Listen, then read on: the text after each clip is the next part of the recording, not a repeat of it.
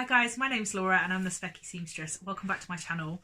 Welcome back to my proper setup. I don't know why, but the last time I set up to film, I couldn't get the angle right, so it looked really odd when I watched it back. I hope you guys didn't even notice, but if you did, I figured it out now. We're back to normal. Today I'm going to talk to you about the next 2 P's in our sewing activities for when you are short on time, motivation, energy to sew series. That really is a mouthful, isn't it? It's not going to do me any good on the YouTube algorithm, but it's proving really useful to some of you. I've got some really amazing comments and feedback from you guys, so thank you very much for that. The last episode was on preparation activities that you can do, and I will link that along with the rest of the videos in the series down below. And you guys got back to me. Now, preparation is quite a broad topic because really actually all of the 5 P's are kind of preparation activities, but a lot of you, the main thing that I seem to have missed out is pairing fabrics with projects, so like pairing patterns and projects together, and I think that's entirely valid. I tend to not do that very well, which is probably why I didn't talk about it really, but I know a lot of people have project bags where they put things together ready to sew, and I think that in my head that's almost like a presentation thing because I'm constantly pairing patterns with fabrics in my head all the time, and then it changes like 25 times before I actually come to make it, which is why I can't decide what to do with that green drill, because I actually want a coat, a pair of shorts, a pair of dungarees, a pair of trousers, and everything else in it, and I can't do that. So yeah, to the point where I nearly went back to Walthamstow Market to see if they had any more because I wanted more of it, but never mind. Anyway, so today we're going to be talking about presentation and practice. Now, before we begin, I am wearing a new pattern which I'm currently testing before its release, and I love it. It's by Made It Patterns, and if you check out their Instagram or my Instagram, you can see a hooded version of this pattern, which I've also made. I like this pattern. There will definitely be versions of it and I will show you more, but it's in this really gorgeous fabric. It's a striped textured purple and navy jersey. It's sort of a ponty-ish weight, and I've used the reverse as contrast cuffs, and I've basically lived in it since I've made it. I mean, that's not even an exaggeration. It went on the moment I finished it on the machine and has pretty much been on me the whole time I've been conscious since then. It's a good one and you're going to enjoy it, so I will let you know more about that when it's released, which should be quite soon. It's also called The Hug, which is excellent. So let's talk about presentation. Now, for me, presentation is about making sure that the space that I'm in is ready for me to sew. So the biggest activity for me in presentation is tidy and sort. I am quite good at making a very big mess in quite a small room in my sewing room, and I go through like cycles where I will work in it and it will become quite messy, and then I will blitz it and tidy everything when I'm in the mood where everything needs to be cleared away. And when I'm in that mood where I know I want to sew but I don't really have the energy or the motivation, it can often be linked back to the fact that the space that I sew in is messy, and that means that I don't feel creative and inspired when I go in there. I feel overwhelmed and stressed. And I think that can be true as well if you're sewing in a space that isn't a dedicated sewing space. Clearing the space around where you're going to set up your machine and sew is a bit of a pain, but it's worth it because it means you've kind of got a blank slate to get cracking with whatever project you've been prepping and planning in the previous stages. Not that these things are really linear, it's all about what you're kind of in the mood for, but there is sort of a natural progression sometimes. So for me, tidying is a big one, but also knowing when to reorganise stuff. So I've mentioned in a few vlogs that I am currently reorganising my sewing space, and you might be able to see behind me things look a little bit different. and I'm just trying to make sure that my sewing space keeps up with me, if that makes sense. I set up the sewing space when I was still very new to sewing. I was very lucky to have a space that I could use for that, and I've now got a better idea of what I want from a sewing room and where I want to be able to put things and grab things easily. So the biggest thing I've done in the sewing room is sort all of these drawers behind me. So I have 7 drawers in this dresser, and they were all so jumbled. I will pop in a picture of my thread storage, which was just that drawer up there, absolutely rammed of threads in a bit of a mess. And I will show you how I've updated it and what it looks like now, which I'm much happier with because it looks a lot neater.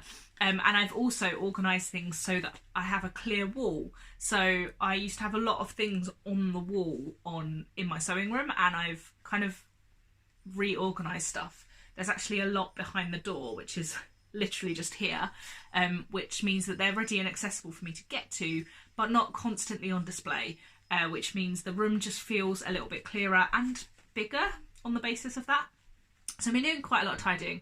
I can't believe I've just talked for about 5 minutes about tidying, but it's not my forte, it's not my area of expertise.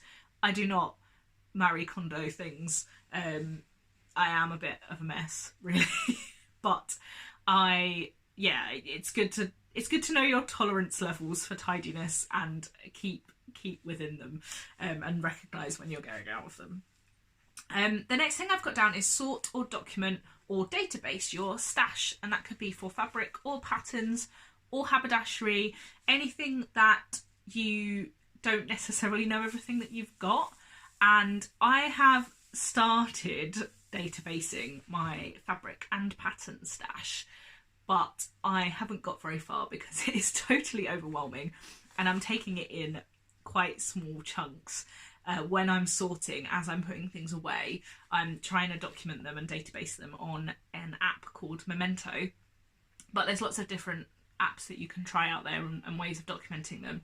And it just allows me, if I'm thinking about like what I might want to make, I kind of can go and refer to that without necessarily opening up all of my fabric storage places. Although what I've also done is try to reorganise the way that my fabric is stored. So I now have a box of fabric which I've kind of called novelty fabric, and it just means if I'm in the mood to make something a bit more novelty and a bit more quirky, I can go straight to that box.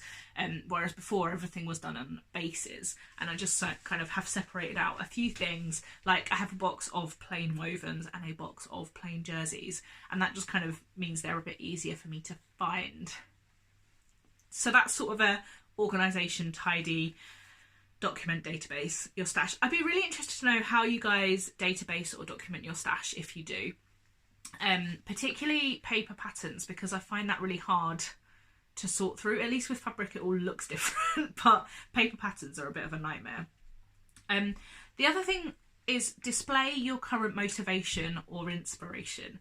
That could mean putting up the next pattern that you want to make out on display so you can see it. It could be displaying your current make on a dress form. It might be sticking up something from a magazine or printing out anything that you have seen that is kind of making you excited to sew. Now the next one is a very organised one as well. Clean your machines, sharpen your scissors, change your needles, change your rotary blades. These are all things, maybe they're more in the preparation than the presentation, but something that we should all do more of, probably. I definitely should do more of. And just makes your sewing space and your sewing tools tidy, neat and ready to sew.